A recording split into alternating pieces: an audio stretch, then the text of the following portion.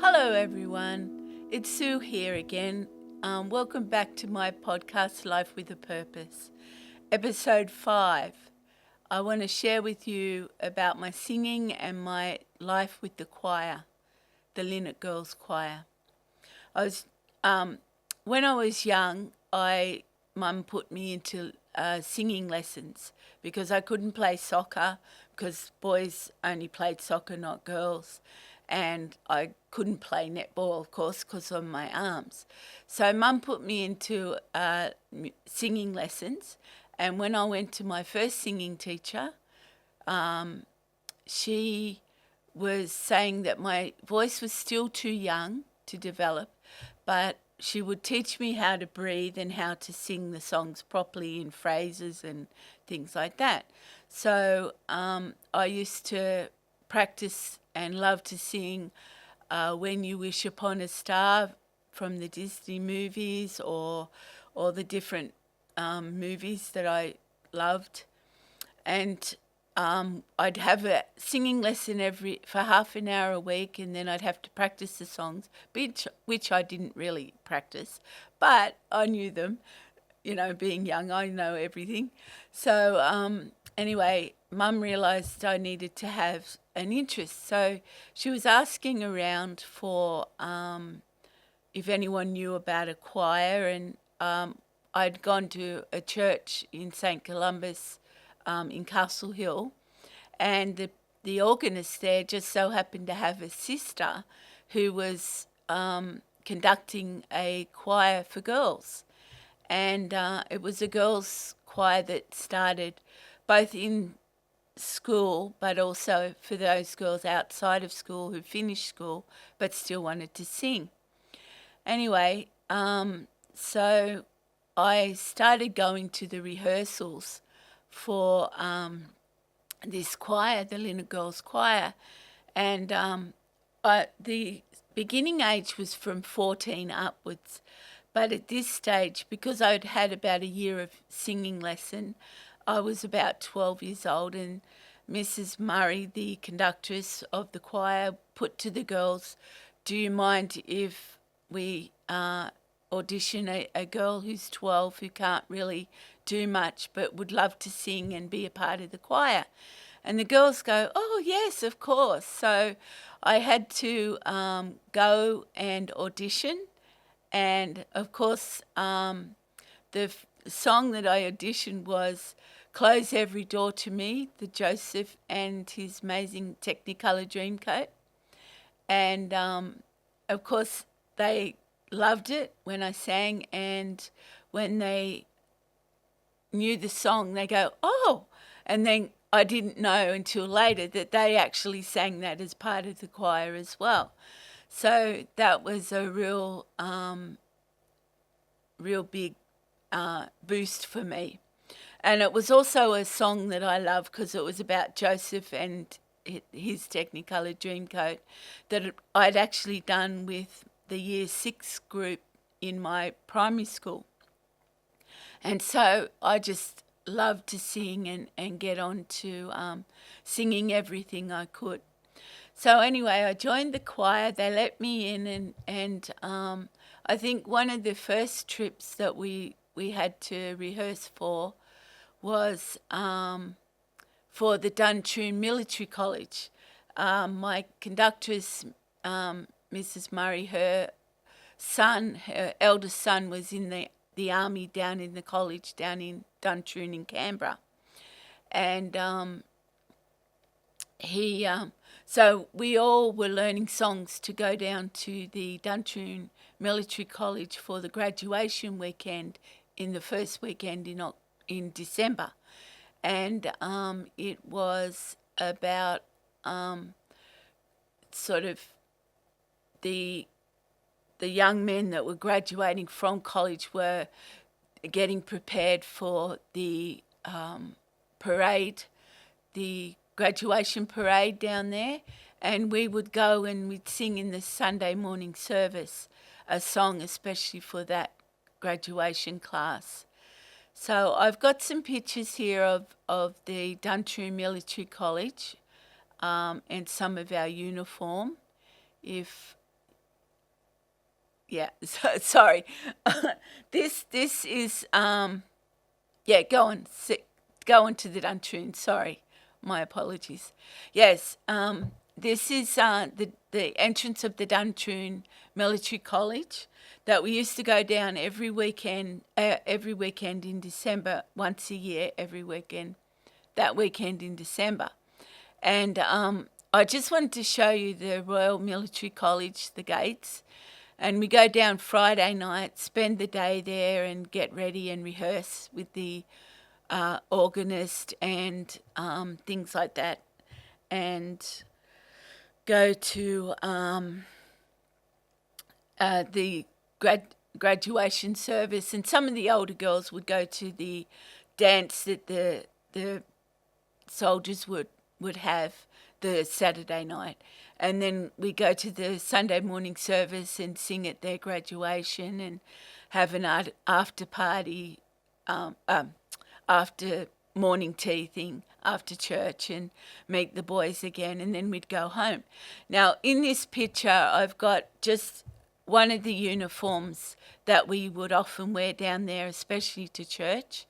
And as you can see, it was a beige dress, and we had our hats, our yellow hats that we wore everywhere. We had to wear them when we went overseas. We had to wear them on the bus, on the airport, and on special occasions.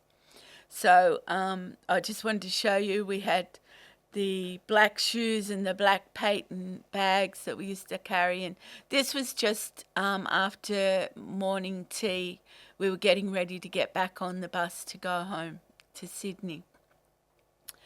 And then that was in December. And then I think my first trip sort of away was actually down to Tasmania in 1975. We went down to an international choral festival down there, and the picture of the girls in their evening dresses, that was us down there. We were participating in the Tasmanian Choral Festival.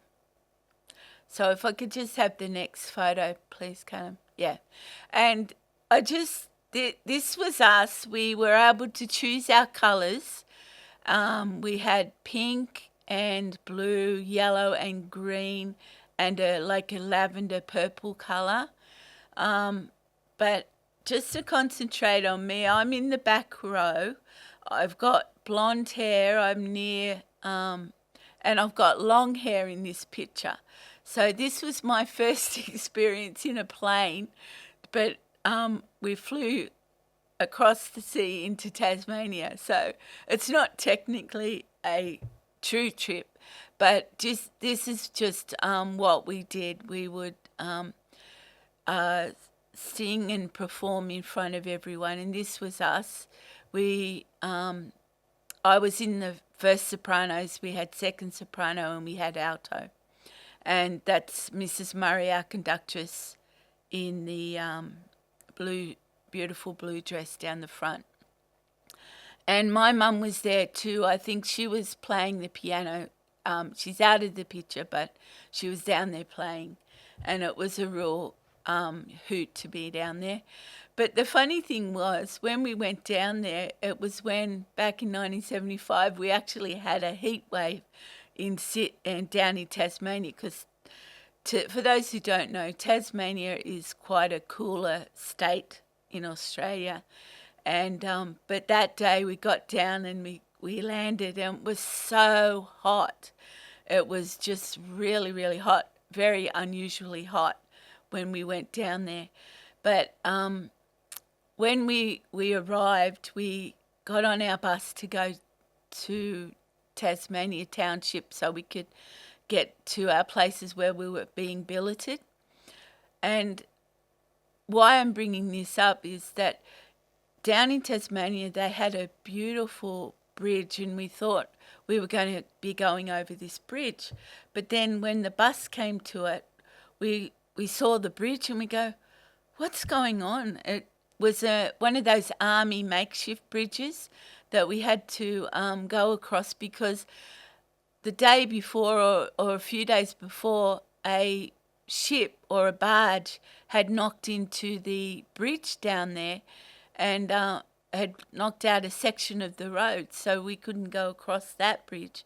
We had to go across this makeshift bridge in the army, which was, from the army that was they put up, which didn't feel the best, but it wasn't too bad. We made it across, and we met up with our people to be billeted, and I think a friend of mine and we got billeted in a place where the shot tower was, a landmark in Tasmania where the shot tower was, and we stayed with them for the weekend or the week, and they were very nice people. They were lovely, and Tasmania, Hobart, was beautiful, and it was lovely to be there.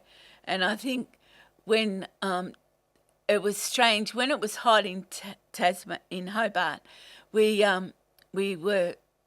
thought we'd go on a trip up to Mount Cook or the highest mountain in Hobart. Anyway, the chaperone said, and Mrs. Murray said, "Oh, take your jacket or take a cardigan because it's going to get very cold." And we're going, "But it's really hot down here." And then we didn't realise that when we got to the top of the mountain it was going to be cold. So we ended up taking our cardigans with us and jackets. So that was really, really good.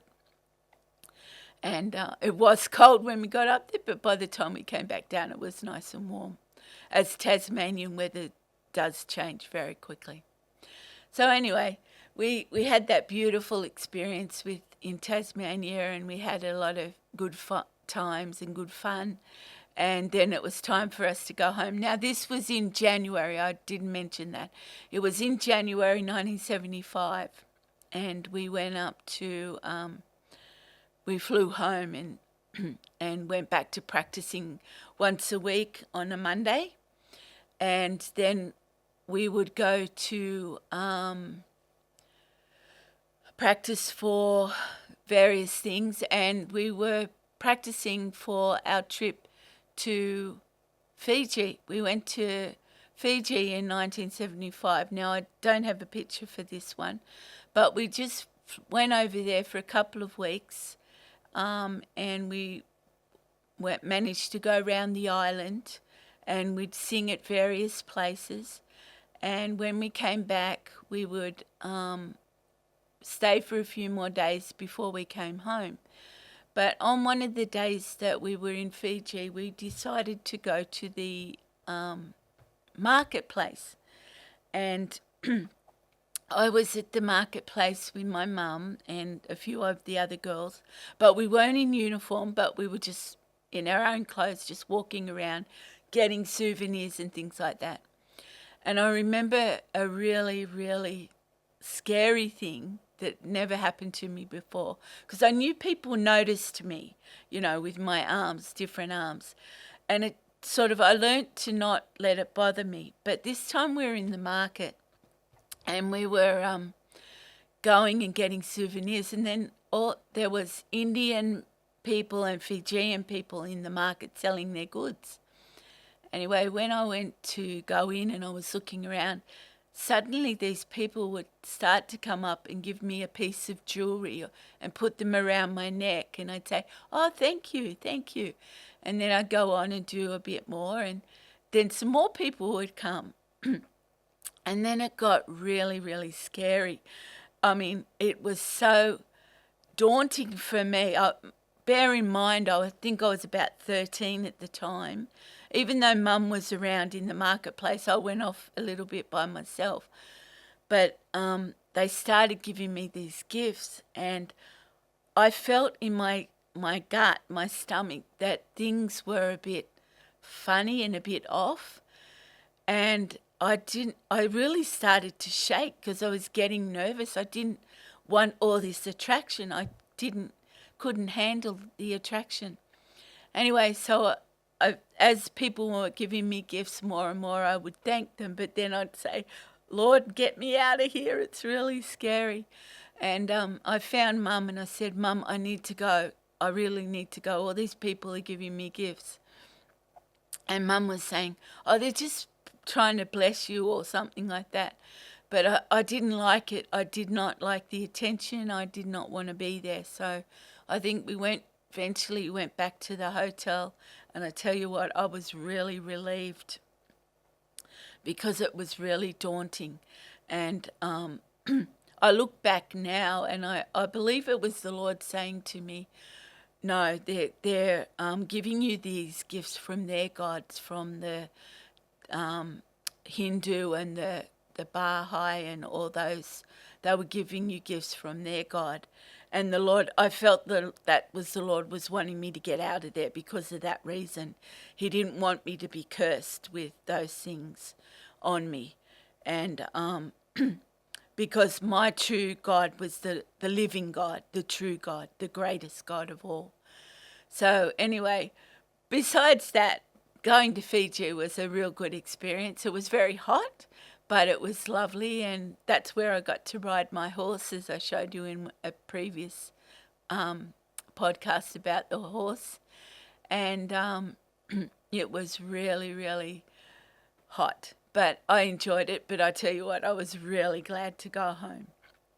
Anyway, so then we go back home, excuse me, and again we go back to our routine of doing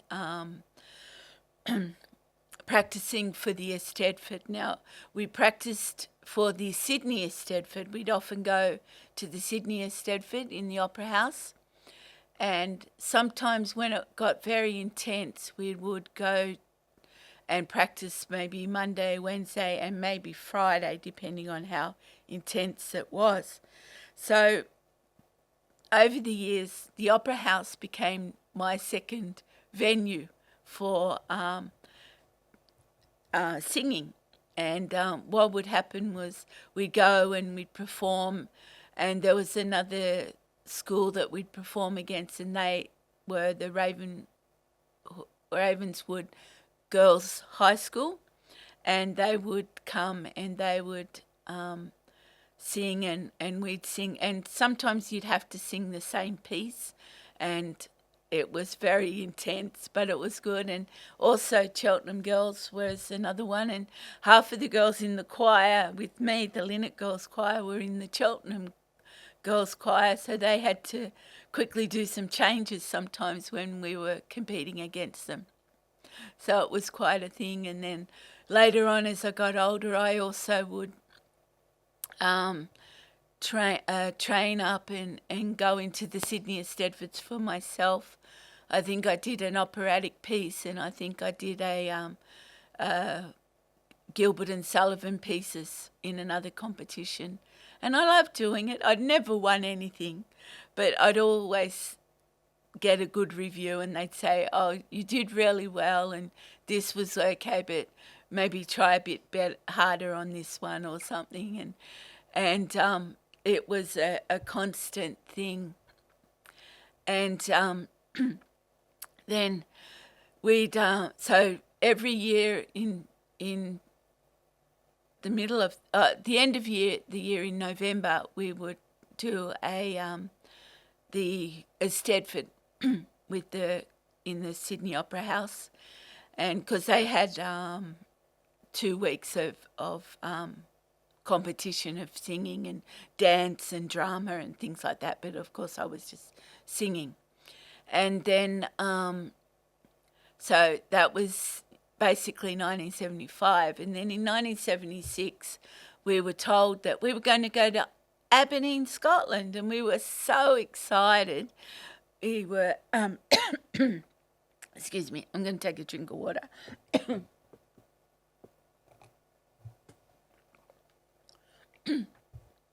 Thank you. And we were so excited. We were going to Scotland. We're going all the way to Scotland.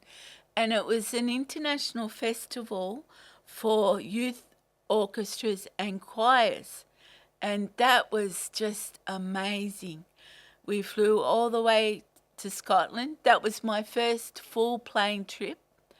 And this picture is part of the colleges to where we stayed.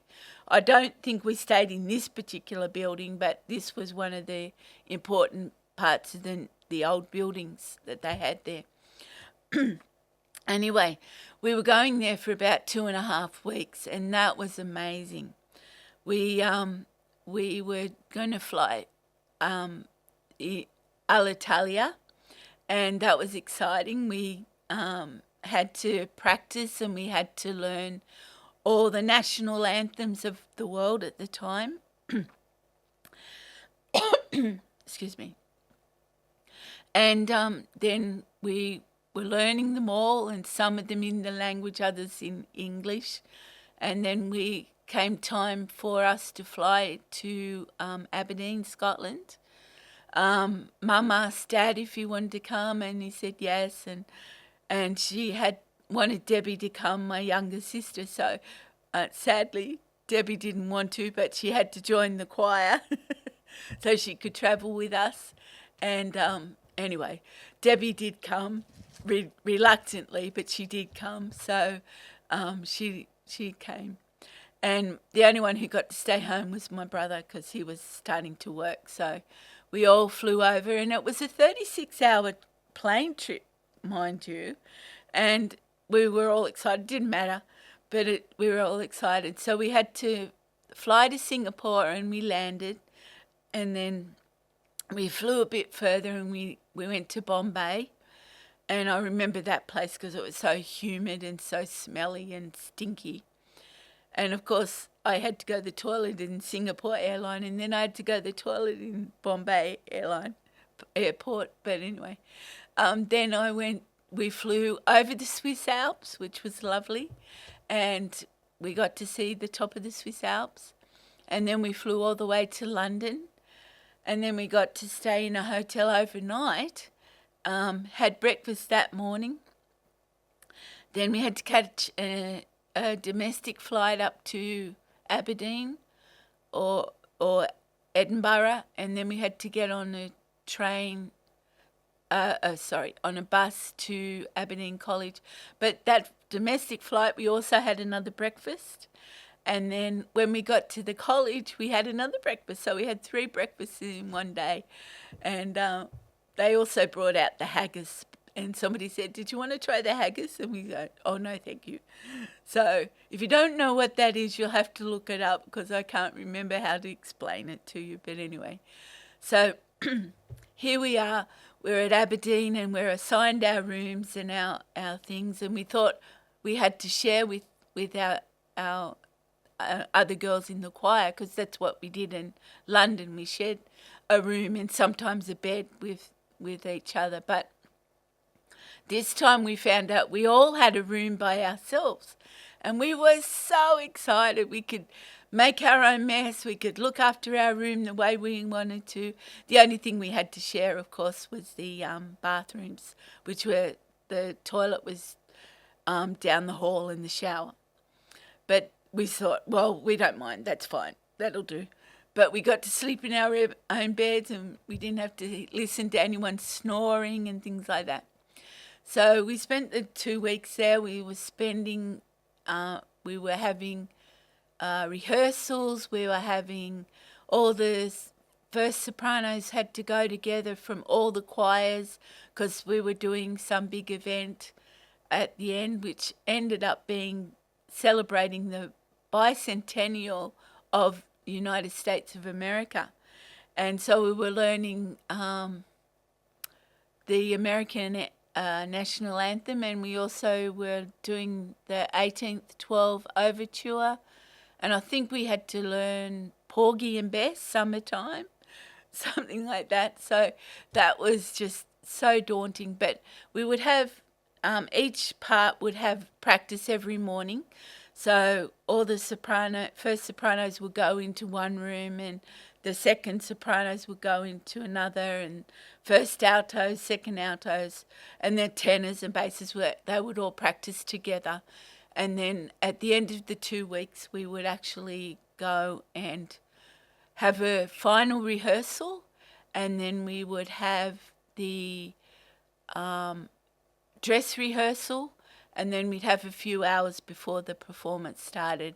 And it was just spectacular. We had fireworks, we had cannons, we had everything, and it was just amazing.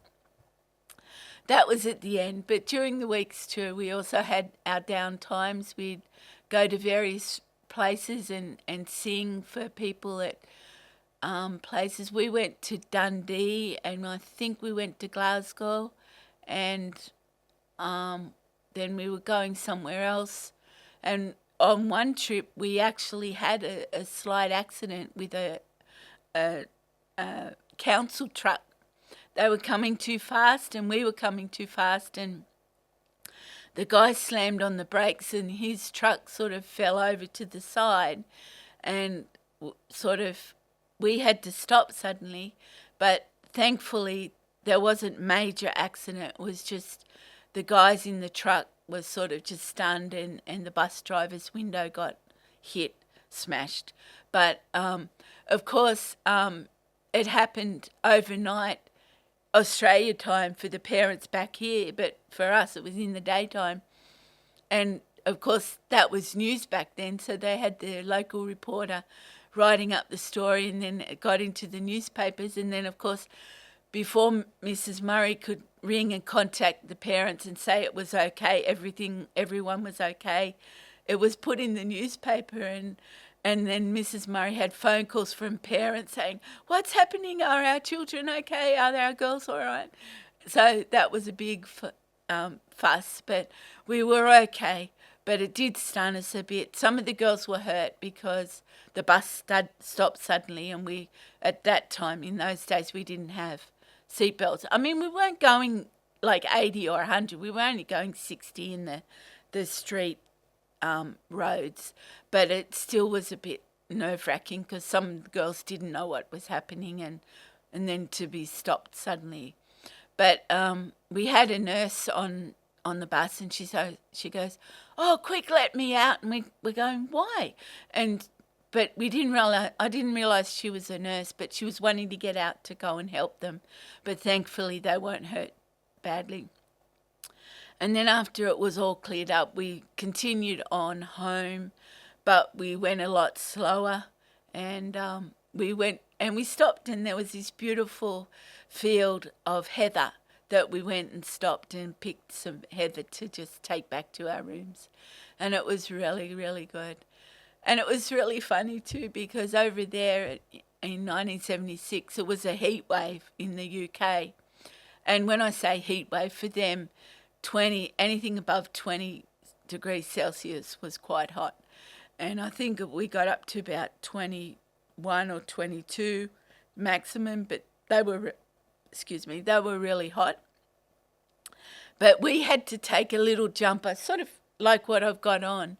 It was warm enough but thin enough to wear under our jackets. And we sort of laughed because they all said, "Oh, it's a heat wave, it's a heat wave." And this goes, "No, it's not. It's our normal temperature." But anyway, so they loved it. Anyway, and then at night they had this disco for all the young ones. So we'd all go to the disco, and all the young girls and then young guys would get together and we dance, and normal things that dance people would do. And then we'd go to sleep, and then we'd get up at 6 or 7 in the morning, depending what we wanted to do, have a shower or just go to breakfast. And they had the canteen type breakfast there at the college. And it was a really good time. It was really great, and we had made a lot of friendships and a lot of friends with everyone, and things like that. So, and also those dresses that you saw we wore in Tasmania, they were our evening dresses. So we used to wear them to our concerts at night, and it was a really good experience. I loved it, and I think Dad loved it there. He got to see other parts of Scotland while we were training, and he loved going there. And we found out later that he actually visited a mother of a friend that he worked with. The friend couldn't make it to Scotland, so Dad said he'd go and check in on his mum, and it was good. But sadly, my dad got pneumonia, so he was sick for a few days, but after a while he got better. But he had a good time too, and it was good having Dad there and my little sister. And then of course, once we did the concert at the end, we had to take it all the way down. So we all got the train down to London, and we performed in the Royal Albert Hall, the final performance. I don't think we had the cannons in there, but we had the sound of cannons, so I think it'd be a different thing. But it was a beautiful experience to be a part of that. And then of course, on the way home, we got to go to Rome, and even that blessed me, because being a Christian and knowing and reading about Paul and how he was in Rome and how the Christians were taken to the Colosseum and how they were, killed with the lions and the bears in there, it sort of was like a real awe-inspiring place to visit in Rome. And the hotel we stayed in was actually around the ruins. So they build around the ruins because a lot of it's heritage listed, or they can't build on it or whatever. And it was just, wow. I just thought about Paul and how he walked around Rome and was able to share the gospel and things like that. And it was just so amazing. And when I went in the plane or in my luggage, I made sure I put my Bible in there, because I knew if I took the Bible, the Lord was coming with me. And it was just so awe-inspiring. And I think we got to see, we got on a bus and we went to see the first Olympics for the Romans. And that was quite... wow, that was awe-inspiring as well. And then we got to go down to Naples. We didn't get to see Pompeii, but we drove past at a distance away. But we went down to Naples the day we were flying out, just for a trip, and then we went back home and flew home.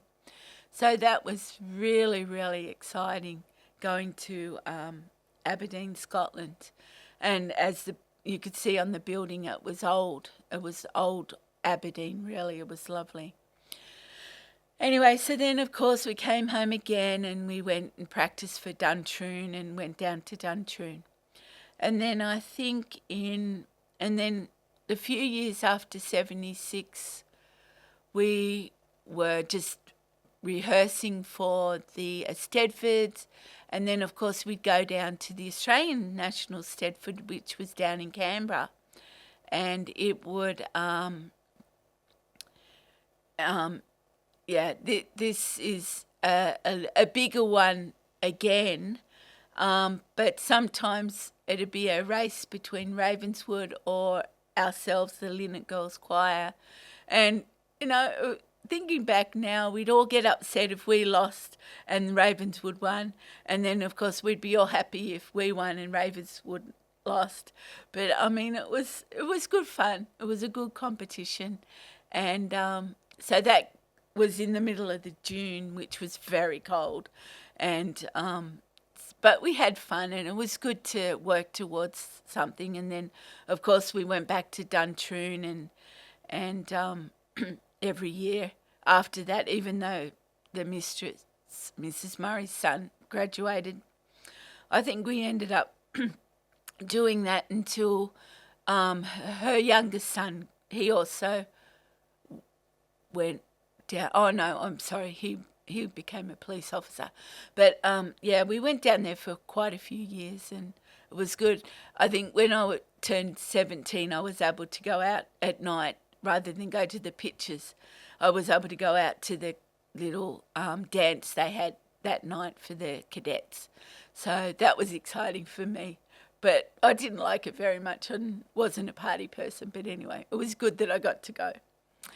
Anyway, so we kept doing that on and off. And then I think back in about 1979 or just before that, it was decided we'd go back to Llangollen, Wales, to the International Eisteddfod in the UK. So we'd take our uniform, we'd wear our yellow pants and our shirt, green and spotty shirt, a white spotty shirt with green, and then of course you can see in the photo they're our evening dresses.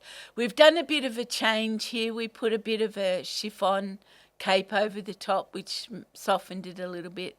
And I tell you what, I was really glad about that, because when I was wearing it with no sleeves, I felt quite embarrassed. But we went to, I was grateful for them eventually to wait for that. So we went to Wales, and as you can see in the photo, that we would sing in the tent. This is the grand tent, like pretty much like a circus tent. They were just hadn't built any buildings yet, and this was where we would go up on the stage. We'd sing. I mean, we had jackets, but we'd have to take them off to sing with. And when we got off, it was so cold. We didn't win anything there, but we had fun. We had an experience. There was a lot of competition, and of course, the Welsh and the British are very good singers, and the Scottish. So of course they were biased towards them, because to the UK, our accent over there, believe it or not, we do have an accent, is flat. They couldn't work us out. They didn't know what sort of accent we had. So anyway, this is a photo of some of the girls. We had a few photos taken for the local paper. And Mrs. Murray down there is holding something with a yellow hat. Well, that's actually Tennell. Tennell. He was our mascot, but it was Linnet backwards. So instead of being Linnet as in Linnet, it was Tennell backwards, Tennil. So he was our mascot. We'd take him everywhere. We'd put him on the stage. But as you can see, or if you can't see me, I'm in the middle of the back row, and I've got the short hair again, my mushroom top, and my pink dress. I picked pink because I loved pink, and that's me with my friend Mandy on the left, and we all sort of got on, and it was really fun to go there, and we did a lot of sightseeing there. I remember climbing up a very steep hill to a fortress on top of the hill, and I mean it was really hard. It was like you were climbing without climbing, rock climbing, but you were climbing. But I made it. I got up there, and it was even worse coming down because it was just as steep. So anyway, but it was a lovely place, and we stayed in we were billeted there, and we stayed in the village where called Coed Poeth, but it's spelt Coedpoed, but you say it Coed Poeth, and that was the name of the village. So we went there for another experience. That was in 1979, and it was lovely there, and the Welsh people were so welcoming. And in fact, one of the girls, she ended up meeting someone there, and they ended up getting married quite a few years later. So, and she married a Welshman. Anyway, so then that was that. So then the next year we came back, and like every trip, you get a really good high and then you get a low, and it's like we come back and think, what are we going to do now? So we just kept rehearsing and practicing and doing a lot of concerts, and a lot of Christmas concerts as well. And then in 1980, which was my senior year, we did a few things that year. From year 12, I was in year 12 at the time, trying to do my HSC, but I didn't do very well. But anyway, I think I remember having to go from school straight to I think I was doing training in the city. My singing teacher had moved, my new singing teacher had moved to the city. So I went in and I had a rehearsal after school, and then I had to go to the Hilton Hotel to meet up with the choir there later. And they let me into the room where the choir was going to be so I could do some study. but I didn't really do much study. But we were doing a thing with Tommy Tico. He was very famous back in the day. I hadn't heard of him, but he was very famous back in the day, and I think we were just doing a rehearsal with him. But I think it was to do with eventually doing the Royal Charity concert that we did in the Sydney Opera House in 1980. And we were just having rehearsals at the Hilton. And then finally we were able to do the final rehearsal in the Sydney Opera House in the concert hall.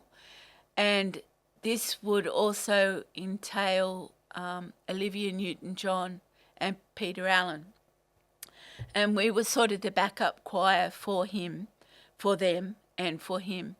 And I think it was the Linnets and a few of the other girls from other schools. And in this picture, this is the actual Peter Allen one, where we sang I Still Call Australia Home. And we would be singing in the background while he'd go in and out giving his bows. I mean, this bow, that sort of bit. And then we just sing, and no matter how far or how wide I roam, I still call Australia home. Sorry, I'm not very good, but now I'm not warmed up, but anyway. But if you can look carefully at the screen, if you can't, doesn't matter. I was in the third row, sort of behind Peter Allen, but two people to his left. I had that top of the hairstyle on, and we had to have yellow and green things over our dresses, so just to go with the theme there. But that was just an awesome experience that we had. Not many people had something like that, but we did. And of course I Still Call Australia Home. But now, you know, that Peter Allen has passed, and also Olivia Newton-John. But it was a beautiful concert. I think we were supposed to do it in front of the Queen as well. I think she came over, and it was a big hoo-ha there. And if you want to go and see it, it's on YouTube. It's Peter Allen, I Still Call Australia Home, Royal Charity Concert, 1980. And it's a 4-minute thing, but it was lovely to be a part of that as well. So that was it. And I think, and then a few years after that, I went with the choir again. Some of the older girls were leaving. I was still quite young. Some of the old girls were leaving, and others were coming in, and we were getting to be a younger choir. So I was an older choir member by now. So we got to go over to America. I think we started in Grand Prairie somewhere. That's the middle.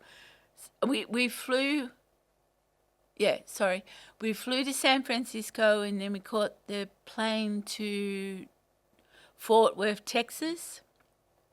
And in this photo, this is one of our bus trips. That's the bus driver. That's me in the middle with our yellow on, and my friend Mandy there on the right, left or right, whichever way you're looking at it. And we arrived at Grand Prairie. We got billeted, and we caught the bus back from various places. Grand Prairie was the first one where we sing at the schools and give them concerts. And I think we also performed at a couple of the Stedfords along the way over there. And of course we won them all because we had that little bit more posher sound with the singing. And that was really, really good. And we just was watching the scenery in America and how Texas was, and it was, in some areas it's pretty much barren like Australia was and things like that. And I think that trip we also went on to see the Grand Canyon on the way, and that was spectacular, of course. And I think Mrs. Murray got us all up at 4 o'clock to see the sunrise over the Grand Canyon. That was beautiful. And I think I've got a photo of my mum next. She was she was taking photos of the Grand Canyon after we had gotten up, and I must have got one of the girls to say, take a photo for me, and then I called her. I go, Mum, and she goes, and she turns around and goes, what? And I've never seen Mum say what like that, because she was quite annoyed, because Mum couldn't take photos very, very well, she said, but she took very good photos, as a matter of fact. So Mum was always the pianist and the chaperone until I left, and then a couple of years later, in 1984, after that trip, she left as well. And I think I've got one more photo. I can't remember what it is. Oh, yes, I wanted to show you this one. This was our last night staying before we got back to San Francisco, and we were staying at this girl's house, the three of us. I think I can't remember the girl's name, but I'm the one in the back on the right next to the elk. And this was the girl in the stripe was the girl's house we were staying at. And I tell you what, when we walked in that front door, I jumped out of my skin. It was so scary. Her dad was a hunter, and her brothers, and they went and hunted this, or maybe they got it from a shop, I don't know. But they told us they went and hunted and got it themselves and put it on the front door. So it was quite scary, but it was a really good experience to go there, and being in the choir was spectacular, and I had a lot of good trips. I met a lot of good people. Some places I was in the newspaper in that country because of thalidomide. Some recognised me as thalidomide. And God just gave me so much experience, and I really did have a good time. And I felt that when I went overseas, the Lord had me going overseas for a reason, to show people that just because I'm disabled didn't mean I could miss out on my life. And I had really good times. I mean, I wasn't always good. We would have, when I got older, we'd have a time where some of the girls would go and get some drinks, alcoholic drinks, and we'd have a party in our room, in their room, or in our room, and we'd have a few drinks, just to celebrate the end of the trip, and snacks, of course. I did have one or two, but not always. I didn't really like the alcohol, but it was just fun knowing that we were doing it without Mrs. Murray and the chaperones knowing, but it was fun times. But anyway, so then we went back to San Francisco and we flew home, and something I forgot to tell you, but maybe the Lord wanted me to tell you now, was that every time we would come home very early in the morning. And the tradition that we would do one of the girls would start singing a song called The Australian Sunrise. And it was about, I'll try and sing what I know. I can't remember, but I'll try.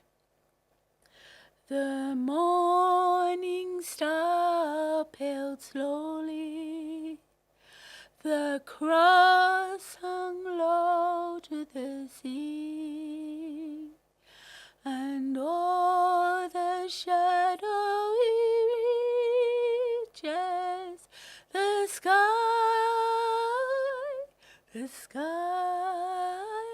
came whirling free, whirling free, and so forth. So that we'd sing that in 3 parts in the plane, and then we'd have to get back in our seats, and then after we finished singing, we'd get a rousing applause from the people on the plane, because it really spoke of Australia.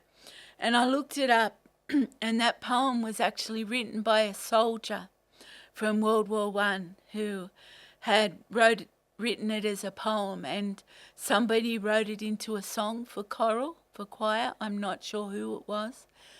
And it was just so beautiful, and it touches me now to know that this is what he remembered and what he wrote about.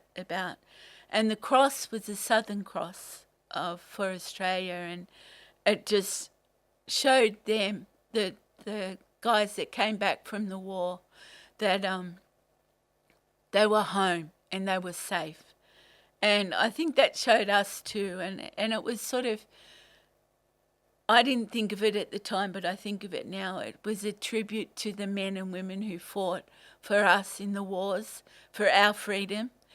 And I just want to end it with saying and giving God the glory and honour for all the trips that I had over the years, and how Mum and Dad were able to help pay for it.